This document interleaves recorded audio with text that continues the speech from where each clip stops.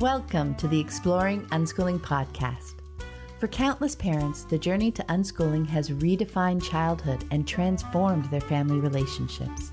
Are you curious?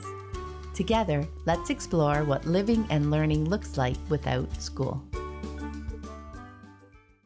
Hello, explorers. I'm Pam Laricchia, and it's the 18th of May, 2022, as I record this intro. This week, we're flashing back to episode 125, the very first compilation episode I put together back in May of 2018, so 4 years ago. I gathered clips from 14 different episodes where I asked some version of this question: what has been one of the more challenging aspects for you on your unschooling journey? It is so interesting to hear a wide variety of different responses to the same question. Considering our challenges and peeling back all those layers can be so valuable. I hope you find this compilation inspiring as you reflect on your own experiences. And there are so many wonderful insights in this episode, but I thought I'd highlight this one from Teresa Graham-Brett.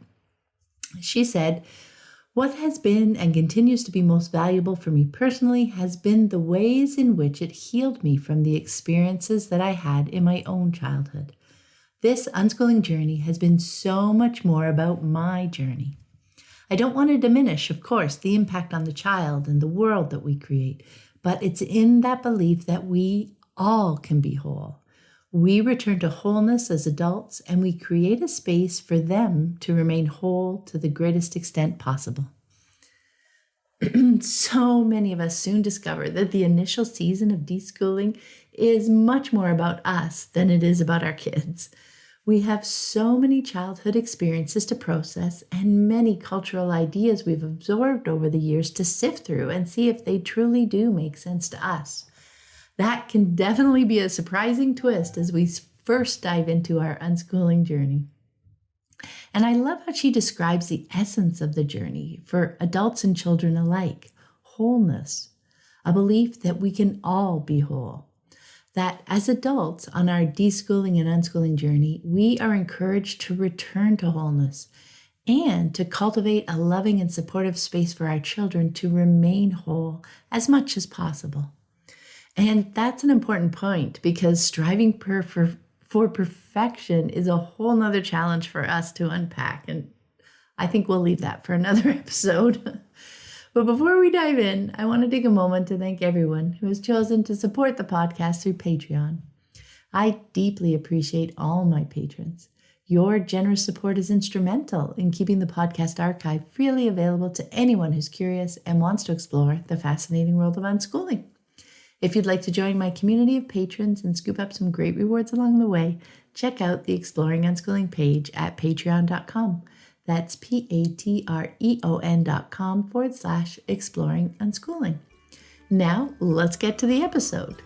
And remember, you're welcome to leave a comment on the episode post on my website or on YouTube if you'd like to continue the conversation. This is from episode number 9 with Amy Childs. I was curious about what you might have found some of the more challenging aspects for you on your journey to unschooling.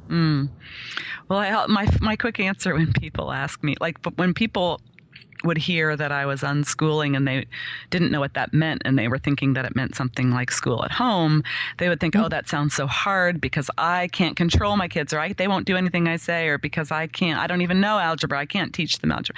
And as people start to realize, oh, I don't do that, oh, I don't do that, I don't do that, then they start to think, oh, well, it must be really easy if you don't have to do that and you don't have to do that. I was like, well, it's not actually easy either. It's just a whole different kind of hard that you might not be thinking about.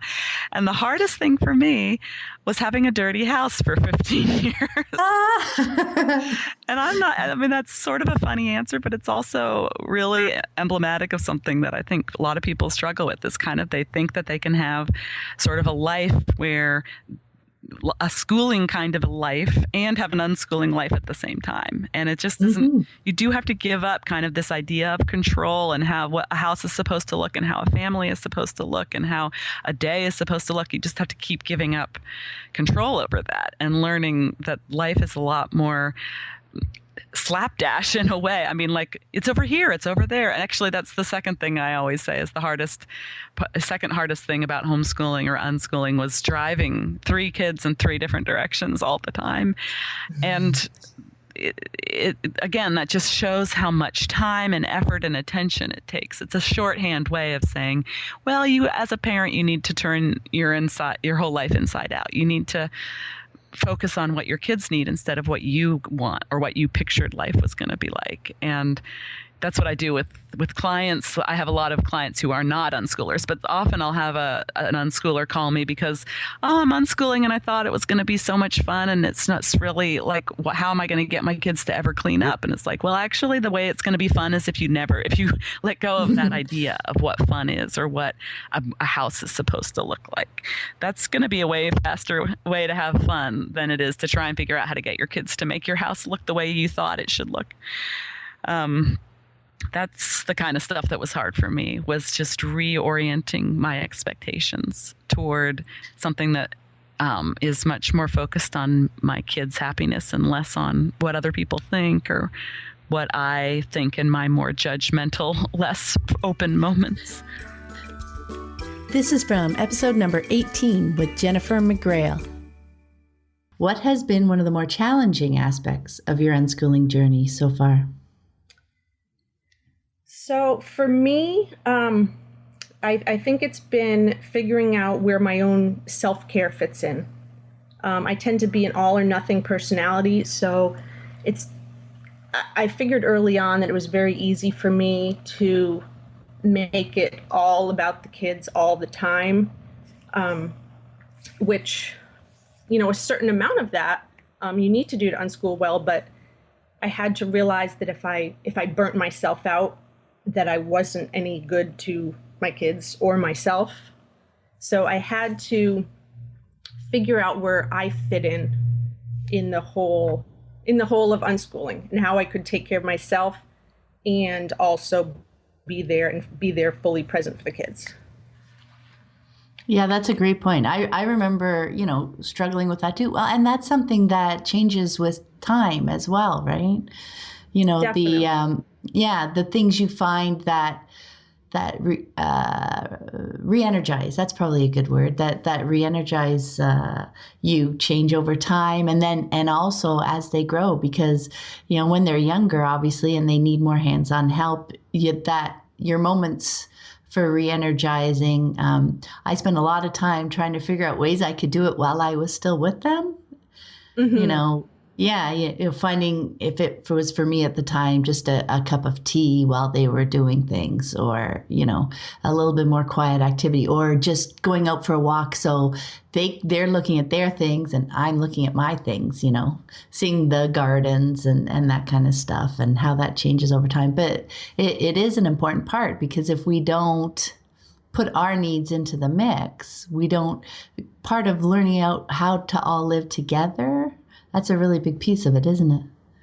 It is. And there seems to be sort of a push by society, almost like it's important for you to get away from your kids. Like my oldest was still just a baby, and people were like offering to babysit. Oh, guys should go out. You should go away for a weekend. You should. And it wasn't that I wanted to get away from my kids. I wanted to learn how to, like you said, take time for yourself and still be present for your kids.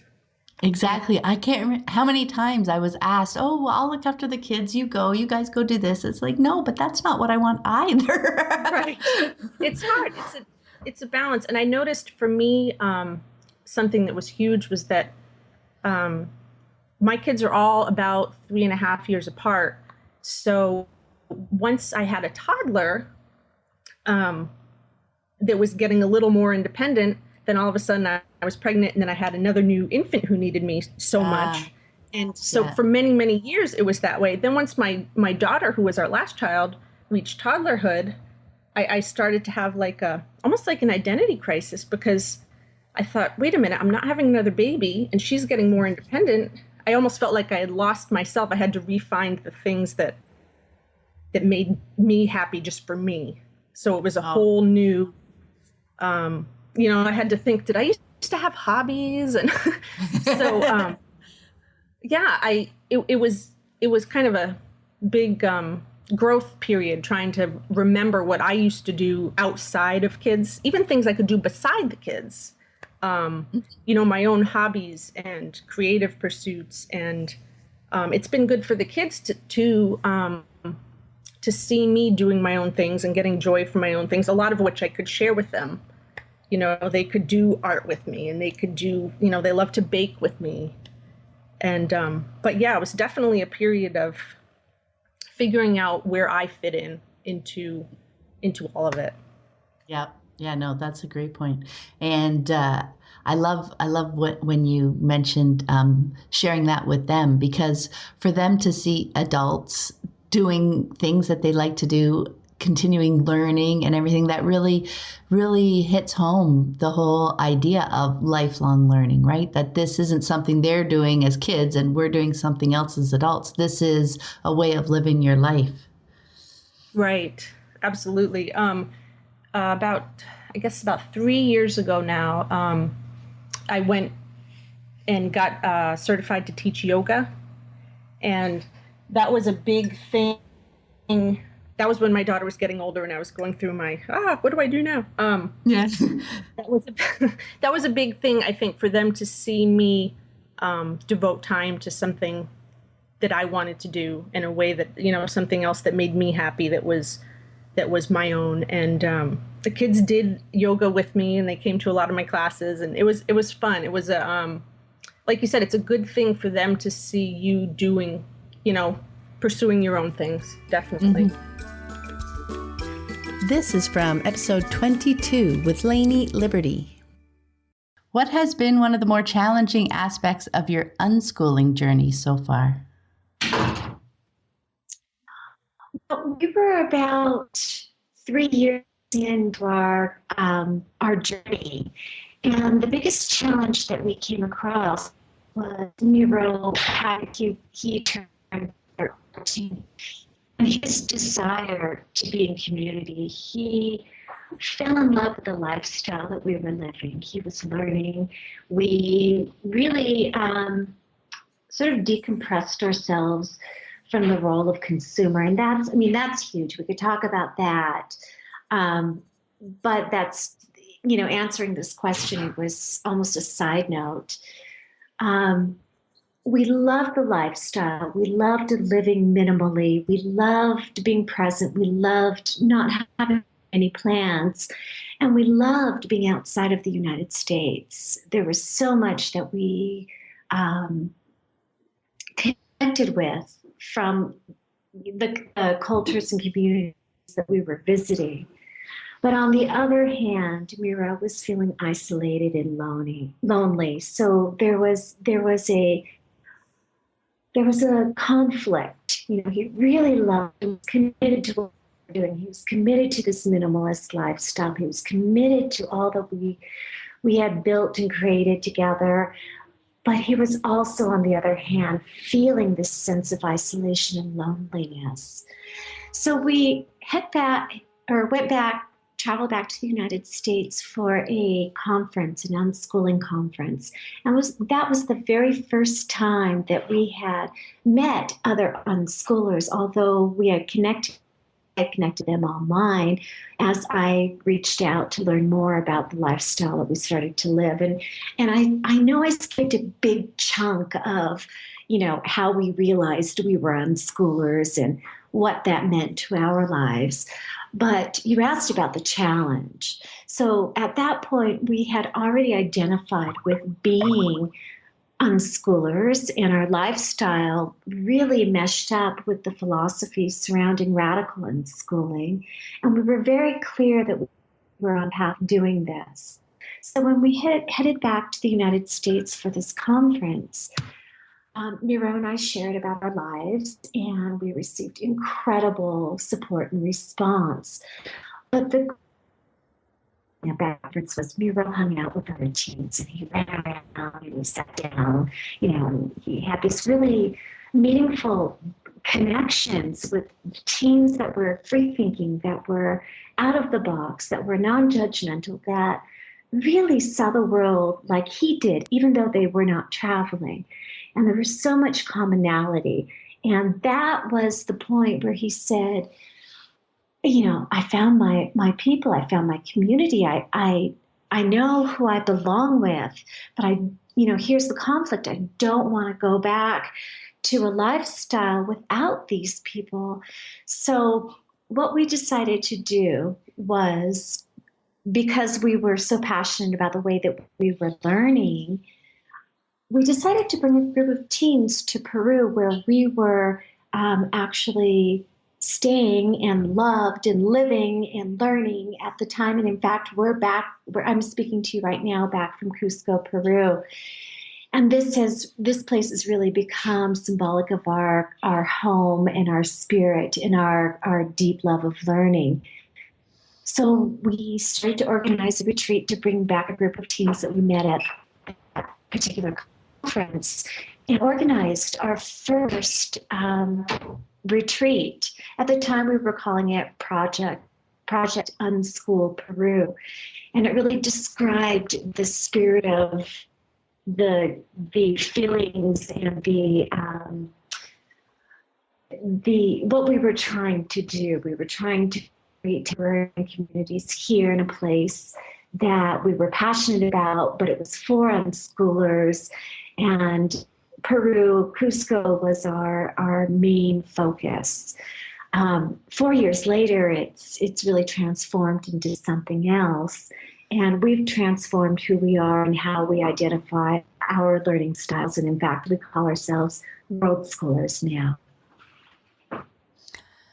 That is really cool how you guys managed, like how much brainstorming did it take to come up with the idea of, you wanted to keep your traveling lifestyle that you both really enjoyed, and you found this community that Moreau really wanted to connect with. I mean, what a great idea to bring some of the community to you. Well, I have to tell you, Pam, it was really about taking care of my child's needs. Yeah. And, that was the main reason. We loved our life, but I had to solve a problem as parents, create an opportunity to solve a problem or to create the circumstances that would help, facilitate solving a problem. Again, as parents, we don't solve the problem. We just set up the circumstances. But I was passionate about finding a way that would, answer the problem we were having together, because this was our problem. This is from episode 27 with Teresa Graham Brett. What has been one of the more challenging aspects for you on your unschooling journey so far? I think I talked a lot about that in some of the other questions, right? Because I think that, and this may answer our last question too, about what's most valuable. The most challenging and most valuable part of it was recognizing that I needed to change. That the goal wasn't to change the children in my life so that I would be more comfortable. It was to use the discomfort that they generated in me to do my own work. And what has been and continues to be most valuable for me personally has been the ways in which that healed me from the experiences I had in my own childhood. That this unschooling journey has been so much more about my journey. But I don't want to diminish, of course, the impact on the child, right? And the world that we create. But it's in that belief that we all can be whole, that we return to wholeness as adults, and we create a space for them to remain whole to the greatest extent possible. We're all going to experience some pain and some trauma. And it's not about you have a happy life that never experiences any of those things. That's not what I create for the children in my life, because I don't control their environments. I don't control the relationship they have with others, the ways in which someone you love might hurt you, in those other relationships they have. But it's a journey of healing for me and parents. And then it is back to wholeness. And it's a journey of creating as much of a foundation of wholeness from which they then operate from. of knowing themselves and knowing that they're enough. And they're going to question it, because I see that now in Martell even. He'll question, am I good enough? How am I going to make it in the world? He asked me once recently, Mom, how do you know I'm going to be okay without formal schooling? And so it entered into this whole conversation about all the things that I see in him, about the resilience that he shows, the ways in which he learns, the ways he perseveres, all of the things that I see in his day-to-day life that maybe he didn't see in himself when he questions, he hears from others. How are you going to make it? You're not even going to get a high school degree, all of that stuff. So that has been the most challenging part, is my own work, facing my fears, facing what I hid away. And it's also been the most valuable for me personally. And the relationships that I feel like I have, the ways in which I've learned to be humble and reconnect and, own and be accountable for my own behaviors, but also, come from a place of deep love for myself, and then that love translates to them. And it's just that's the journey I'm on. I'm still on it. I am nowhere near the end of all of that learning journey. This is from episode 36 with Lauren Seaver. What has been the hardest part of your unschooling journey so far?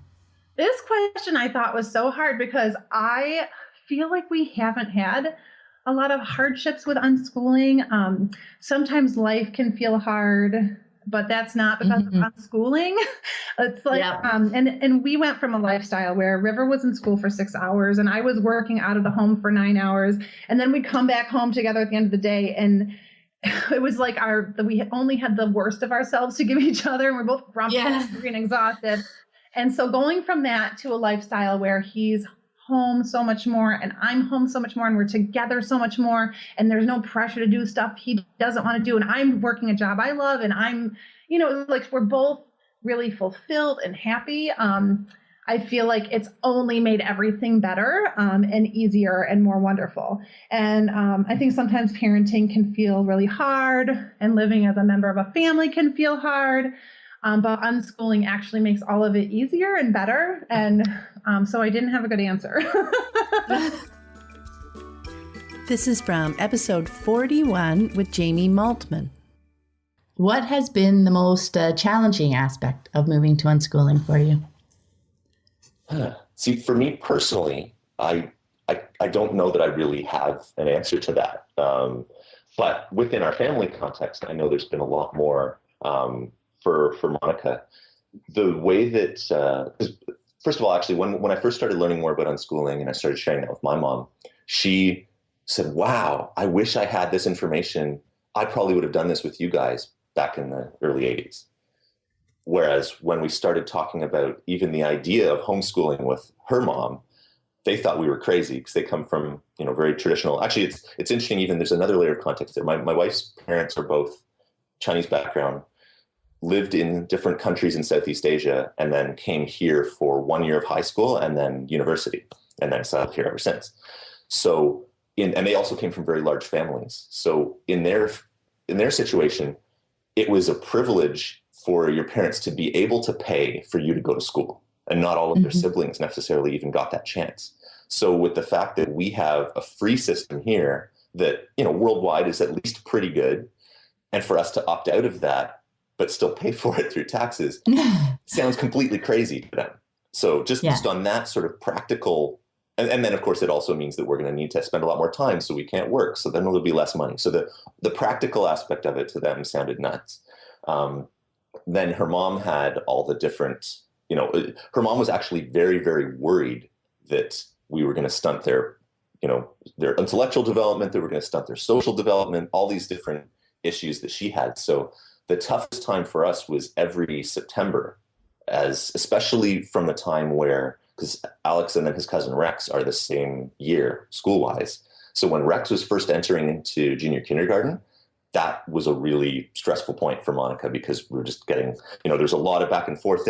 They're also not big readers of stuff in English. So they can, and obviously they're capable of it because they went to university here. But that's not their preferred learning style. So it's not like we could send them articles to get them comfortable or that sort of thing. So it was just a lot of uncomfortable conversations, a lot of avoiding it, maybe spending a little bit less time with them through some of those times. But then it's been proving that just through life for them. And just as a really interesting sort of, now that we're, I guess, 4 years into this process now, for that part of it. A couple of weeks ago, we see them pretty much once a week with the cousins, and Rex was sitting with his dad at one end of the table, and he's actually at a Montessori private school, but I'm putting air quotes around Montessori there because I know how Montessori method works, and him having a lot of homework for grade 2 to be doing, basically he's doing homework every day, doesn't have any bearing on a Montessori method at all. And I see that happening a lot because parents are paying so much for it. They're for a private school that they want a lot more of the private school features and sort of the markers of private school success. And the Montessori ended up just saying that we're doing this a little differently, but not that differently really. So he was doing they were doing some homework, and his dad was basically yelling at him to get him to stay there and keep doing this homework on Saturday afternoon for symmetry or, something like that, some really topic that could be interesting and simple, but when it's broken into a worksheet, he was having a horrible time. Everyone was embarrassed. And meanwhile, Alex sat down at the other end of the table and was doing a project, writing out something for himself that he'd come up with, and was just happily working away, writing a ton of stuff in his notebook. And I don't even remember what it was about. And so then the grandparents were freaked out by this, sort of shying away from what had been happening at one end of the table. But then when they were asking Alex about it, they're saying, "Oh, what are you doing? What are you working on?" He started to get irritated that they were intruding into his work. So it could not have been more different. So to the point where he actually left the table, came to me kind of upset, saying, "You know what? I'm trying to work on my stuff, but everywhere I move, my grandma was bugging me here, then my grandpa was bugging me there, and my aunt was bugging me there. I don't even feel like working anymore." So, on one side, you needed this intense pressure to get anything done. And on the other side, the intrusion was messing it up and losing an opportunity for it, because you're just trying to, I guess for them, they were trying to understand and trying to see the value in it, whereas obviously he does. So just let him to it. That is a cool story. Yeah. When you're paying attention to that, you do see it all over the place, don't you? Absolutely. And yeah. Well, and I guess the other part to that too is because we've hit a bunch of major milestones, that's what really got Monica completely comfortable with things too. Because she was feeling still a lot of anxiety about some of these different things of, is this going to be enough for them? Are they going to be able to do this? And because she was the primary one, we were both around them a lot, but she was the primary one sort of focused on that at that point. She had to build her confidence more. So the reading definitely was very helpful for her. And connecting with some other parents. But as we saw, once Alex started to read on his own, and I had complete confidence in it because I'd learned before I went to Montessori. So I knew that's completely possible. And I'd read so much about the theory of it and how they do it in Finland and all these different things about, if you just provide access and stuff that they're interested in and read it to them as much as they want, eventually at their pace, which could be when they're 3 and it could be when they're 9 or 10 or whatever, it's going to happen. So again, that overconfidence almost that I'm coming from helped me a lot. But I guess, so we saw, first Alex starting to read some letters and then the odd word and then short sentences in context where he's interested. And actually we saw a ton of that through sort of tablet games that he was playing, where the functional reading of getting the response to, for you to figure out what's going on this screen in Plants vs. Zombies 2, and just going a little bit further from that and seeing that picture and knowing that means this, he put a lot of stuff together through that. And that's where a lot of his good learning on the reading side was happening. Even more so than all the, it's neat nowadays that they've got at the library every single thing, kind of toy or video game or movie that kids would possibly be interested in. They have the little tie-in readers. So that's been great, I think, especially for boys. That you have all these Lego things or these Star Wars things or whatever available like that. But seeing him come through those phases to reading, and it really, like you hear in so many of the stories, it wasn't far from him being able to read a few sentences on a page that I'm reading with him, but then saying, you know what, that's enough for me. You can read the rest of it now. To now he's sitting down with these basher books and reading a chapter or two at a time about these more advanced science topics and getting everything. So it's that, is really empowering, obviously, for him most of all, but that's the validation that really helps for parents. Same thing with swimming, where I had a really negative experience with swimming lessons as a kid, but whereas Monica went all the way through the swimming system to getting some of the higher, swimming levels or whatever you call that, because I really didn't even know how that works. But I saw Alex, I would take them swimming every week up here. And then when we'd go up to my parents' timeshare in the summer, they'd have access to the pool for the whole week. So we'd go once or sometimes twice a day. And I saw little by little, and I think it was not this year, but last year, towards the end of the week, he said, you know what, let me try this. I just want to try a little bit without water wings. And so he had gotten comfortable enough with the water himself. And then over the course of that last day or two, he was swimming just fine, functionally. And then soon he was getting back and forth across the pool. And now he's totally comfortable with swimming. So just two completely different things to follow on from the other stuff that you learn without having to be schooled in it, like walking and talking and everything else that happens in your life. But just seeing a couple of those extensions that people are so fixated on teaching being required, when obviously we know that it isn't, that's been really cool. So those are the two big ones. And now we're seeing, where Duncan's at, and again, not comparing the two of them, just saying, we're now very curious where along the path that'll happen. Both of those things will happen for him. So. I think that's one of the reasons, when people first come to Unschooling and they're trying it out, I know a lot of us, and I do as well, talk about, giving it that time, 6 months, a year, try it out for a long enough period that you can see these developments, right? Because it's really, I find it easy to develop that trust in Unschooling when you give it enough time that you can look back and see something develop, like whether it's swimming, whether it's reading, whether it's whatever their interest is, they are going to learn in those larger chunks of time. So if you're giving them that space and all the support and hanging out with them, and I'm going to try this for a year and see how it goes. When you've got that bit longer period of time, you are going to see some really awesome things happen. It's just, being able to take that time at first when you're not quite sure what's going to happen. Yeah. And there's the other side of that too, is we were just really lucky that we found the concept of unschooling on a website when Alex was maybe 1 year old. So we were able to spend the next 2-3 years before he would have been at regular school age to work on our own deschooling and read a lot of this stuff and just think about how that applied to just the way he was learning, where nobody would be expecting school to be involved. Yeah. And just get really comfortable with those concepts, because the more, not only is it the more school that you do, the more time you're going to have to work on that, but the more, both sides, right?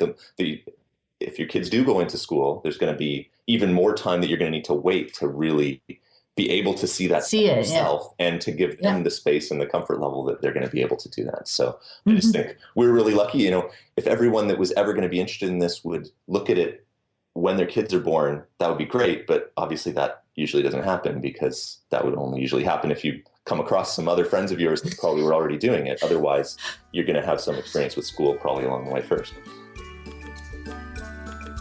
This is from episode 79 with Dan Cadzo. So I was wondering, what has been the most challenging aspect of moving to Unschooling for you? Well, initially, I felt really insecure about being a man who takes on traditionally in our society of late, female roles. And, I was raised, a redneck kid in Ohio. Singing and dancing was not something boys did. And, I still can't carry a tone like if I try to sing. And I feel personally robbed from that, but I still carry a lot of that baggage. that and so initially, like walking into the grocery store with a kid in the grocery cart, kid in the snuggly, people looking at you, because I don't know, it seemed to me that when I started doing it, there weren't a lot of other dads around doing it, and I would see people look at me, and sometimes they'd have concerned looks on their face, and you feel like they're judging you, but I quickly realized a lot of those people were just like, they were actually trying to be supportive, and they would say things like, "Oh, you've got your hands full." It's like, oh, boy, great job, and it's like when they start talking to you instead of just looking at you, you start realizing, wow, they actually think it's great. They admire it, and after a while, I find the older I get, the less I care about what other people think, and you get more confidence in all your actions and stuff like that. So that was an early challenge, worrying about stuff like that. This is from episode 88 with Jenny Gomes. So what has been the hardest part of your unschooling journey so far? So the internal work I had to do has definitely been the hardest part of my journey. And then finding a balance, because I feel like I teeter-tottered for a while, like on a roller coaster, sort of going back and forth between two extremes, like giving more than I could to my kids, then feeling justified and taking it back. And then I always felt like I had to be doing it right. And if I made a mistake, if I got angry or frustrated, I'd get discouraged and I'd feel like I was messing everything up. It was like a vicious cycle, And for a little while, until it happened, it was like that until I found some stable ground. And I find that I do still teeter totter, but like, it's not as like high points and they're not as low. Like it's sort of like, it's not as mountainous, I guess, as it would have been. Yeah. If I can describe it that way, I don't know. But that's what it feels like now. It feels like I'm finding a little bit more of a balance. We're in a little bit more of a group, and I'm not going to lie. It really helps that they're getting older, because reasoning with my 8-year-old is so much easier than reasoning with my 2-year-old. And that is just like common sense. Yeah. Right? Like, and it's funny because I'll often talk to people and I think people just forget like the toddler years, like people forget childbirth pain. You forget how hard it is to give birth until like you're in the moment again, and then you forget how painful it was. And that's how the toddler years are. Like, it can be really gruesome sometimes trying to, like just reason with a 2-year-old. And you want to respect them and be, but it can be challenging. So it definitely helps that as they're starting to get older, that they're open to more reasoning, especially my 8-year-old. Like, it's amazing how much she's grown in the last 3 years, and how she's through being radically unschooled. Oh my gosh, it's incredible. My mom, sometimes she'll say, well, she watched them recently for a day, and she's like, Madeline, really, she should be in school. She should be reading. She didn't pick a wrapper up off the floor. And I said to her, really? I said, well, she cleaned out my entire fridge yesterday. She's just one of those kids that's like, Mom, I think we should clean out the fridge today. She literally took everything out of the fridge, wiped the entire thing down, and put everything back. And I was like, okay, sure, I'll help you. But she didn't pick the wrapper up off the floor, So it's funny, like watching things like this and paying attention to them is just, it's gasoline for me. Like, it adds fuel to my passion for unschooling. Definitely helps as they're getting older. And then a funny thing happened too, because as I began to radically accept them, I love that term, by the way, radically accepting your children. I also started to radically accept myself and my partner. And so that I was able to be more gentle with myself too. And then when things did happen, I would be kinder to myself about it almost, right? Like, I didn't have to follow through on continuing to be grumpy. I had the tools that I needed in order to be kind to myself and realize, what is it about what I'm feeling right now? What might have happened? Did I do I need to go and take a walk? Maybe I didn't have my cup of coffee this morning. Maybe I need to eat something. There's got to be a reason why I'm feeling this way. I'm not a mean person. I'm not usually grumpy. So I began to radically accept myself and my faults, and then my husband's too. So I wasn't so hard on him all as well. And that really, really helped us too. This is from episode 89 with Jan Hunt. What did you find to be the most challenging aspect of unschooling? I had Jason read the questions to me a few days ago, and he got to that one, and I just laughed. I said, my mother, and that, because she was the exact opposite. She believed 100% in schools, and she's a very, very old school. We have a funny generation gap in our family because my mom turned 40 when she had me, and I turned 38 when I had Jason. So she's from a very much earlier era where school was never questioned. Yeah. And so all of the attachment parenting things we were doing, child-led weaning and co-sleeping and unschooling were very, very hard for her to grasp. And she was really worried, genuinely worried, because that's not how she was raised. She was raised the exact opposite.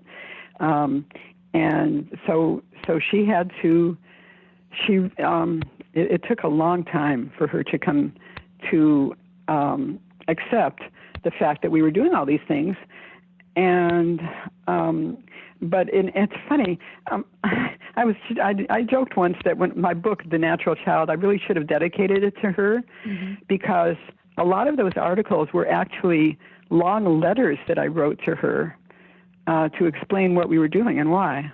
Well, that's interesting because I was going to ask. So, what did you do? We were 2,000 miles. We were 3,000 miles apart, and so I couldn't pick up the phone. But I would write these long letters, and a number of those letters became articles. So really, she did me a great service because her skepticism and her judgment, that really triggered a lot of. It forced me to really think about what I'm doing and why, and try to explain it to someone who didn't get it. Was really actually very helpful to me that way. And then what happened is by the time Jason was, I'd say 3 or 4, a lot of her criticism died down because she could see the proof was in the pudding. She could see what a sweet, wonderful kid he was. He was always wanting to help her, always wanting to, so always smiling and obviously very bright, and so it was, the proof is in the pudding. There you go. There he is, Mom. What do you think? Did we do the right thing or not?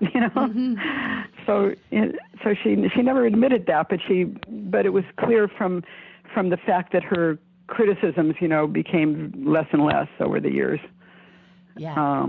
Yeah. And finally, I think they were probably very minimal by the time he was like 10. This is from episode 101 with Heather Lake.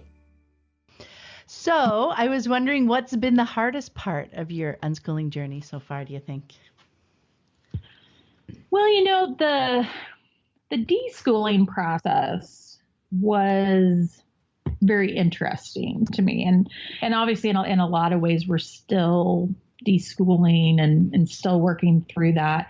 And I think, Gavin, I felt like he was going to require a lot of deschooling because I felt like emotionally he had gone through the most. School was exhausting for him because, he didn't enjoy it and he wasn't engaged in it.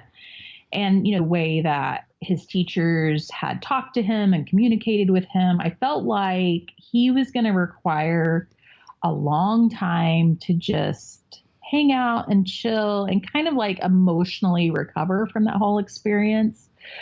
But what I found was, I think like literally like the first day that he wasn't in school, he just took off. Like he just required very little deschooling. He just jumped off into his, what he was already so interested in.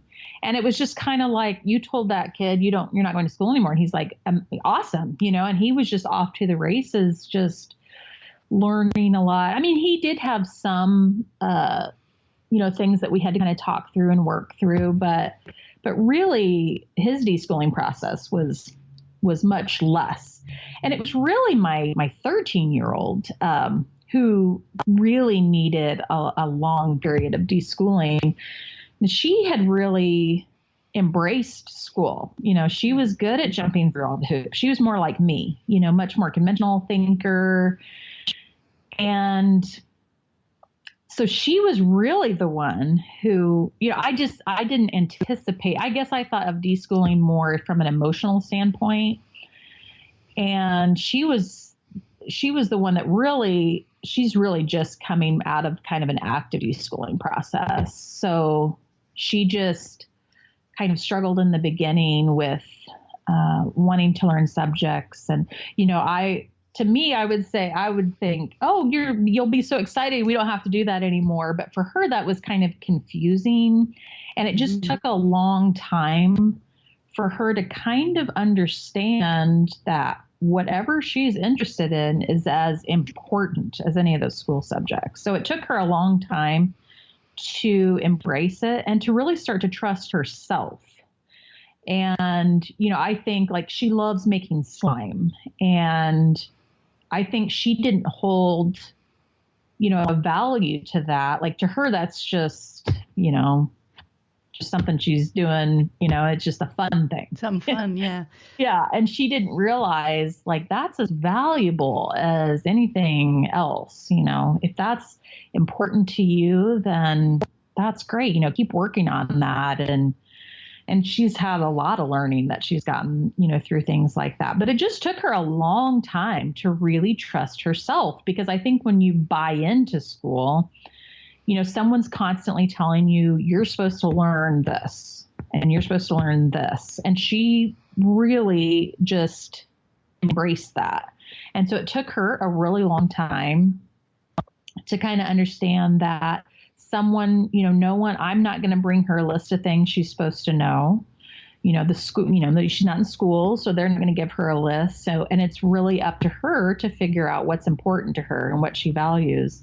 And that just took a really long time. I think it was hard for her too, because, her older brother has such a specific interest and hers are kind of more general, which is, totally age appropriate for her. I kept telling her, you don't have to figure out your life's path, Yeah.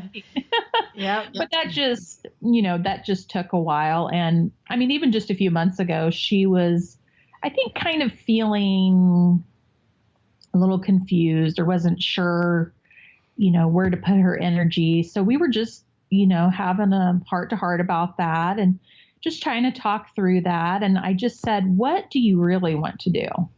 And the first thing she said was travel. And then she said, but I know I can't do that. And I said, well, why can't you travel? She's like, well, I don't know. Can I travel? And I said, absolutely. And so I just saw this like light, go on in her eyes. And so she started researching different trips and different cities that she would be interested in going to. And, we put her in charge of a budget. And so she's budgeting all these things. And she is just like, I could just see, everything started to click in that moment. I think she was limiting herself and what she thought that she could do. So she started budgeting and looking into different things. And my sister actually lives in New York City. So she pretty quickly realized that if she could stay with somebody, based on her budgeting, if she could stay in someone's home, it would, make for a much more affordable trip. So she decided that she wanted to go to New York City and stay with my sister. So actually, in just like 2 or 3 weeks, she is going to be traveling to New York City and will be staying with my sister for 5 weeks for a really in-depth trip to New York City. And so she has just been reading books about like the history of New York and, she helped book all her flights, and she's in charge of her budget. And actually, she wanted to earn some spending money. So she's become like a mother's helper for some homeschooling moms in our area. And she's been taking care of kids and doing that all on her own. And she's raised all of her spending money. And so it's just been, seeing her just dive into this has just been awesome. But it just took, it took a while to get there. But, now as a 13-year-old, she gets to go to New York City for 5 weeks, during the year and get to see what it's like to live there. And, we got her a subway map. So she's been studying the subway map, and, she'll get to, be with someone who lives there and gets to kind of show her the ins and outs of the city. And so that's just been an amazing opportunity for her. But definitely that deschooling process just takes a while. So I would just encourage, anyone who's new into it to just really, embrace the deschooling process, just to, it's your really first opportunity to just let go of the control or expectations. This is from episode 102 with Rachel Rainbolt. So now that you found homeschooling and you started stepping closer and closer to unschooling, as you were going through that kind of deschooling process, I was curious to know what you found to be kind of like the most challenging paradigm shift on that journey. Yeah, the deschooling process was pretty intense for me. Like, my husband and I both have graduate degrees, and school, from the way I was raised, was very much tied into it's like validation, and it's your value, and it's your self-worth. And so it was definitely a big process for me to get out from under all of that baggage of control and power and competition, and trust was really the biggest piece for me. For sure. When I gave birth to my first, it took me a minute to shake out from under all that baggage and surrender fully to trusting my child and myself. And I found that it was the exact same thing with unschooling, where that was kind of the last piece that clicked into place for me. Mm-hmm. And I knew in my mind, in my rational cognitive centers that trust was the way to go. And trust is like that intention that I held in all of my parenting, and I would talk about it and how important it was.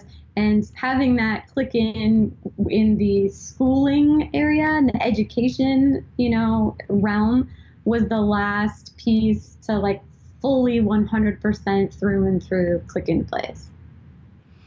I love that, because that,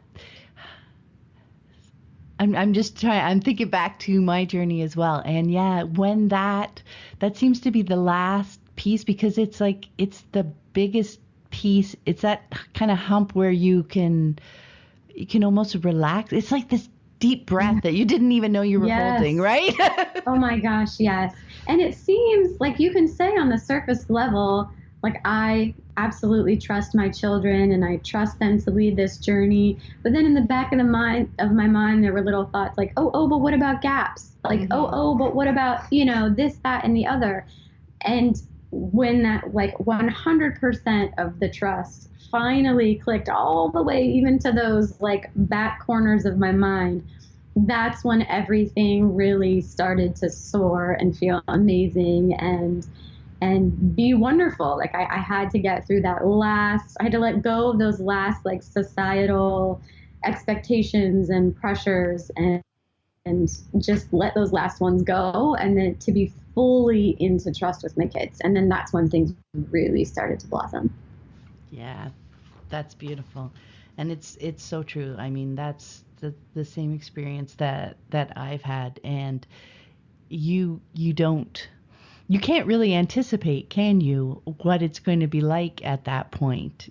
It's just, wow, everything is brighter and more full.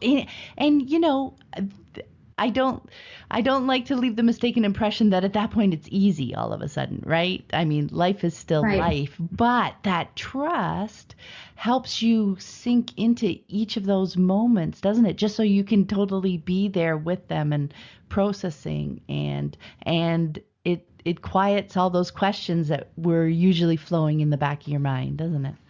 Yes, and if you are filling in all that space for them, then there's no room for them to fill it in for themselves. So, if you are occupying their time and telling them what things they are to focus on, then there's no room for them to grow into that space. And you both can't occupy it simultaneously.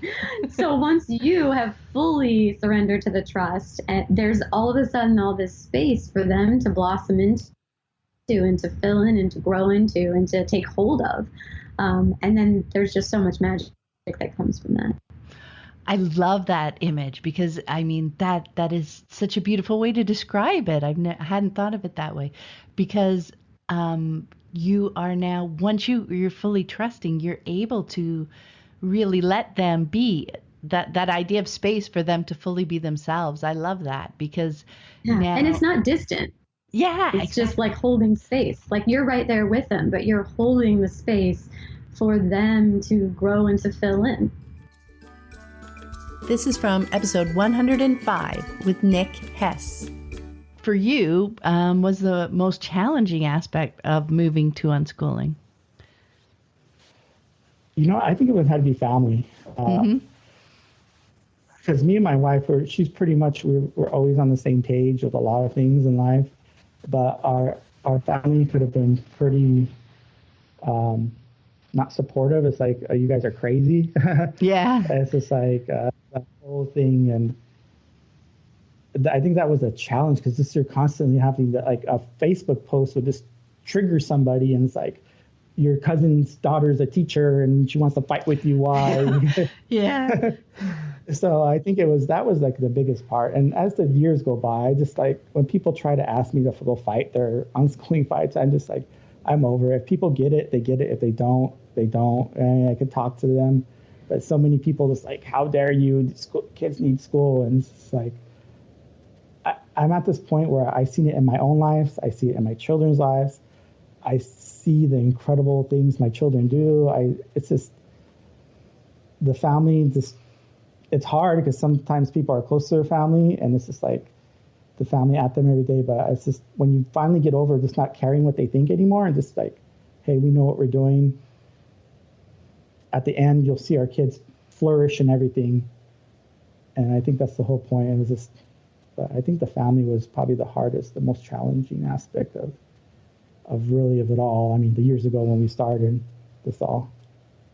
So did you find yourself for a while, when you were first starting, kind of pulling away for a while because you found that it was conflicting? Like, I know for us, for a while that first year, we did, less family occasions because they were so confrontational, because it was new to them. They felt they could change our mind. And I was still learning and getting comfortable because I didn't have a experience yet, right? I hadn't spent a year or two seeing my kids unschooling and knowing in my bones that this was awesome. We were just trying it out. So, that was one of the things that helped us. Did you find that as well?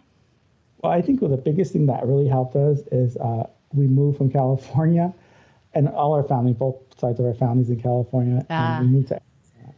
So basically, we only seen them a couple times a year. So that daily thing, besides the Facebook posts, that they were constantly, then this is finally moving away, this really being us and really being who we are. And my parents have always been supportive of it, and they moved to Arizona with us, and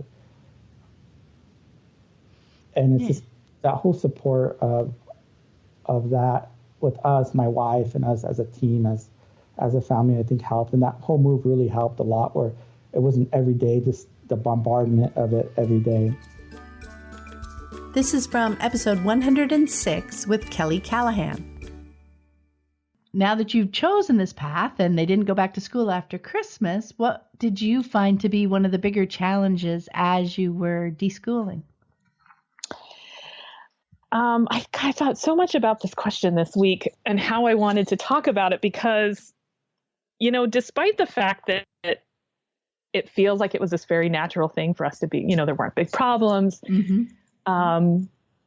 It has been really challenging for different reasons. And so it's been fun kind of sorting through those threads and being like, because it's not, I can't just say there's been this one thing that's been challenging the whole time.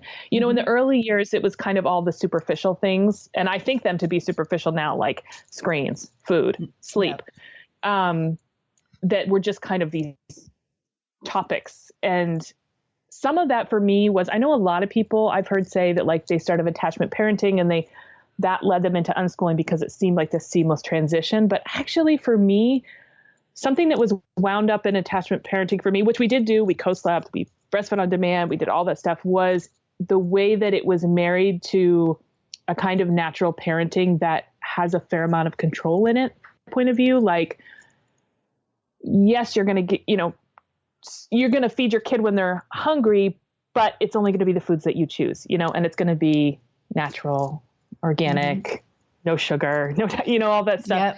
Yep.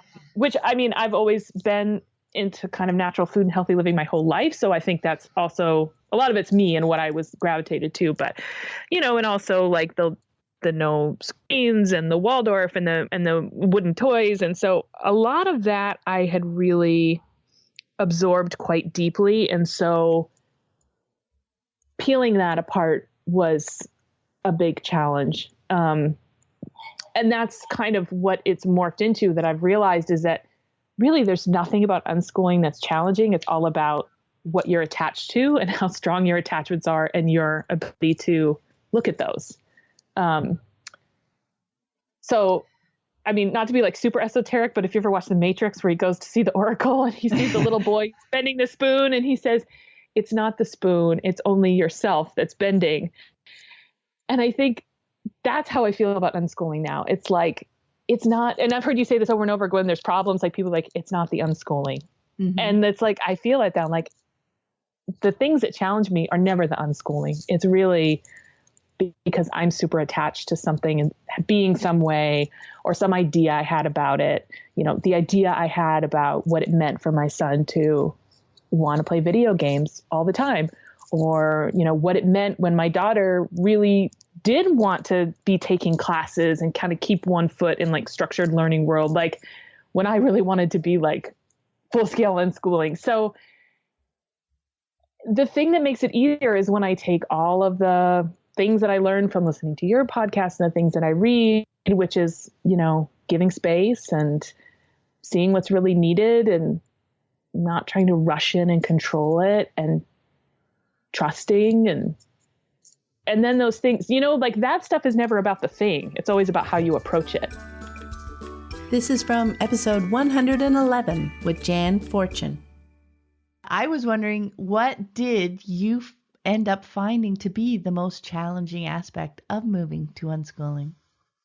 I think at the beginning it is that fear, that kind of nobody else is doing this. Am I just lazy or stupid? Am I letting them down? Am I going to miss some essential skill or fact that they need in life by kind of just, winging it and doing it on the hoof? But actually, I think over time begin to realize that whatever model of education you're using, something's going to get missed out. It doesn't matter how academic or rigorous it is. Nobody can cover every topic known to humanity. So you begin to relax and kind of think, actually, let's just develop skills. Let's just develop a love of learning. Let's just provide a rich environment with conversation and films and nature and books and art materials and, whatever it is, and just take that pressure off ticking the box. I think once we're over that initial thing, the biggest challenge probably became just keeping up with them, because 4 children with all of that enthusiasm, like, can I just kind of keep running with this? And also, parents have to find various ways of making a living and holding body and soul together. So just that sheer juggling aspect. But again, all parents have that. There isn't really an easy form of parenting. It's just the choices that we make. And, I felt this was a good choice. But, getting over the fear and not getting overwhelmed, I think, are the biggest challenges. I really love that. And it turns out it comes to, like you were saying, all parents have this. Unschooling challenges just are really life challenges, aren't they? Just living together. Yeah. I mean, I can remember one day somebody saying to me after I'd spent a long time with one of my children negotiating a decision that they needed to make. And they said, well, why did you spend all that time? You could have just imposed, you could have just solved that in 5 minutes, told them this is what you're going to do, get on with it. And I said, well, and when you do that with your children, what happens? Well, they might have a tantrum. And so you pour your emotional energy into an hour of a child being hurt and upset and feeling dismissed. And you think that it's a bad idea for me to pour my energy into an hour of everybody winning. It's like, you're going to use the energy. Why not use it creatively? Instead of destructively. All parenting takes a lot of energy. And I think if you agree with your children together to use that well, I think the benefits are fantastic. I hope you found this episode helpful on your unschooling journey. And be sure to check out the growing podcast archive. The conversations never go out of date. You can find more information about my books, the Living Joyfully Network online community, and the Childhood Redefined Unschooling Summit online course at my website, livingjoyfully.ca.